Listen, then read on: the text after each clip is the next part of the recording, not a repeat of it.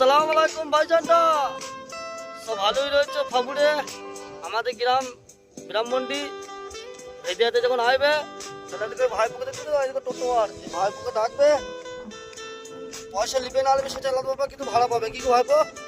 হ্যাঁ, এদিকে টোটো নম্বর দিয়ে দেবো, ওর সাথে ফোন করবে। ভেদিয়া বর্ধমান ঘুষকর জুতা বলবে, চলে যাবে ভাইপো। আমার মাঠে এসেছিলো আলু নিতে, এই আলু বসাইছি, আলু দিতে এসেছিলো।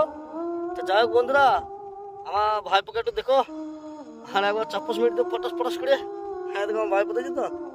তা মাঠের গ্রামের সুন্দর জায়গা দেখছি, কত সুন্দর। এটা হচ্ছে গ্রামের সোনার জায়গা।